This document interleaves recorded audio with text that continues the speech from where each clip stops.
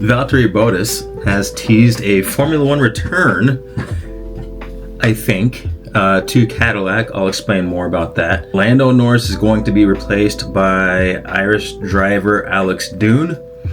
And the Austrian GP FP1, I'll tell you why I don't think that is a big deal just yet. And the Lexus LFA, the new one, has been spotted in the public and it's looking quite LFA-y. And rumor has it that it's got a twin turbo V8 that's not been confirmed yet. It's a little bit of a departure from the original 553 horsepower V10 from the OG LFA. Tons of acronyms there for you, but I think it'll still be pretty special. Let's get into it.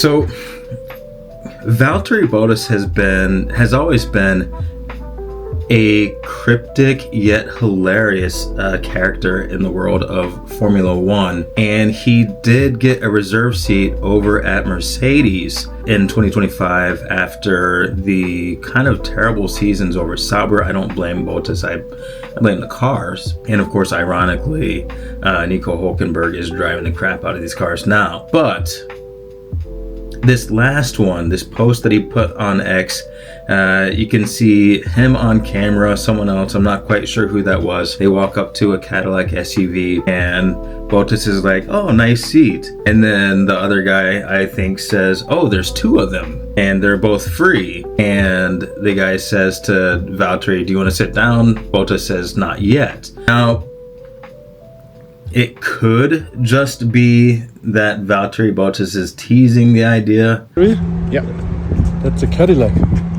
That he would like to join Cadillac, and he's just kind of using his platform to reach out to them and say, hey, let's talk. Somehow, I don't think that's the case because, Formula One at the upper echelons, it's a very small group of people. So if they wanted to just have conversations with Bottas, or if Bottas wanted to approach, I'm sure he could just use his manager and say, hey, let's figure this out. I personally think that having Sergio Perez and Valtteri Bottas in the Cadillac seats would be kind of awesome, and have a younger, one of those 18 or 19 year olds as a reserve driver. I think that would be a really great showing for Cadillac. I think a lot of people would tune in to see a Valtteri Bottas Sergio Perez team. I don't know who would be the lead driver in that scenario, but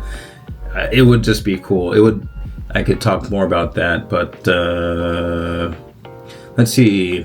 The article says rumors that Valtteri Bottas could make a sensational Formula One comeback with Cadillac in F1 2026 are in overdrive after social media post by the Mercedes reserve driver. So it looks like Sauber was actually thinking about signing Bottas for the Audi F1 team in 2026, but they ended up signing the newly crowned F2 champion Gabriel Bortoleto instead. So that does leave him open to try out his luck over at Cadillac. We'll see how that goes. The other story that I want to talk about really quickly is the fact that Alex Doon is going to be replacing Lando Norris in FP1 in Austria. Now,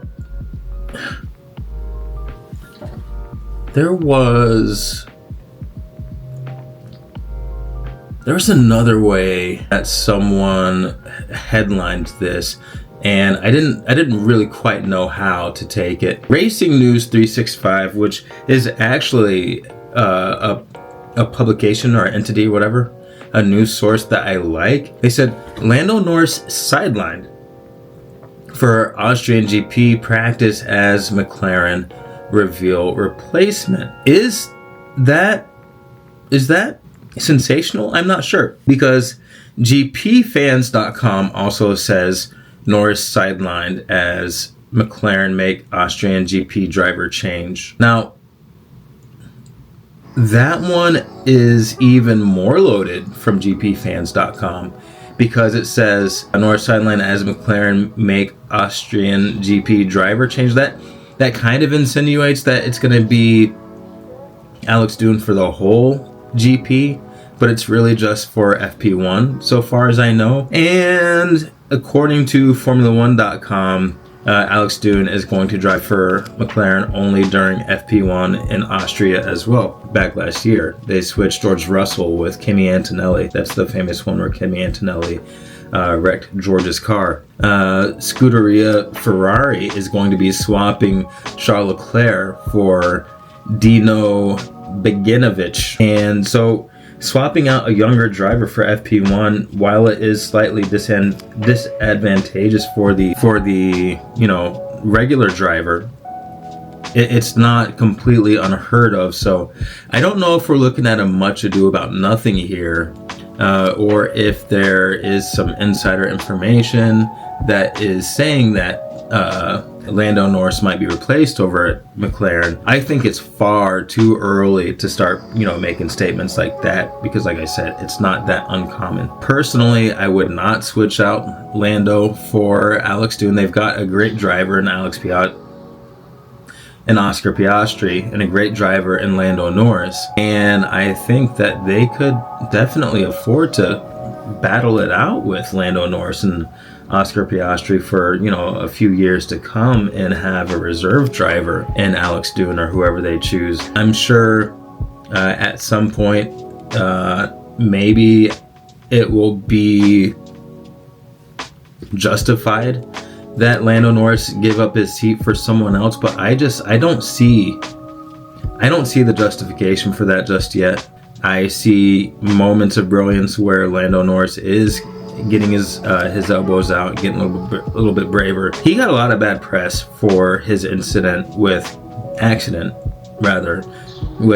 Piastri during the last GP. I think I had a little bit of a unique take on that. I thought it was just a good sign, that he is willing to take risks, that he is hungry enough to get out there, go for the win. It was not calculated right, and he did take himself out of the race. That's a really bad look. But it's not the first time that teammates have crashed into one another. Look at the Battle of the Silver Arrows. Look at Mark Webber versus Sebastian Vettel. I mean, it's racing, and when you're in the same machinery, you're going to be very close. And I think just the fact that they're within the zone to make contact with one another means that they're very closely matched. Right now, Yuki Tsunoda could not run into Max Verstappen unless Max Verstappen was lapping Yuki Tsunoda, and the same could be said most times for Lance Stroll versus Fernando Alonso. So I don't know. I don't think Lando's doing too bad, but we'll see. And last but not least, let's get into the Lexus LFA. It's going to be a twin turbo V8. Slightly disappointing on the one hand, because the original LFA had a gorgeous 4.8 liter V10 that was good for 553 horsepower, naturally aspirated. I think that, if you're going to have to use turbos, V8 is probably a better configuration for a turbo than a V10. That could be why Lexus is doing that, and I'm sure that a little bit of that has to do with emissions, because forced induction, you can always kind of squeeze out some higher, some better emissions numbers than you can with a naturally aspirated format. But once you put in your foot in some turbos, you know that that gas mileage just suffers. So it's a little bit of a formality, and it's sad to see a new V10 not being created because of that formality. But at least it is a gasoline engine, and from what I understand, there's not going to be any hybrid assist. Not anti-electric vehicle for anybody. I think that everybody should have the right to choose what they want to choose. And if you want to choose an electric vehicle, by all means go for it. If you want a hybrid, by all means go for it. But I am glad to see that there are some sports cars out there that are going with pure gasoline, and that is cool. Not that I think I'm going to be buying the new Lexus LFA anytime soon, or the old one, but the idea is nice to have. All right. that has been the Petrol List for this Monday. It's Monday, it's long form content day. I'll be back to doing some shorts and stuff because I know that is what the algorithm likes. It likes the shorts, it doesn't like my long form content, but that's okay. I like doing it, so I'm gonna do it anyway. I have been Dalton, this has been the Petrol List, and you have been great. Oh wait, I've got a few more like partnerships and involvements and stuff that have to do with automotive and racing and all that kind of stuff. I'm gonna wait for some of those things to come to fruition before I talk about them more, but I'm excited about my automotive future and stuff. Did I say and stuff enough yet? If not, and stuff. Okay, I'm out.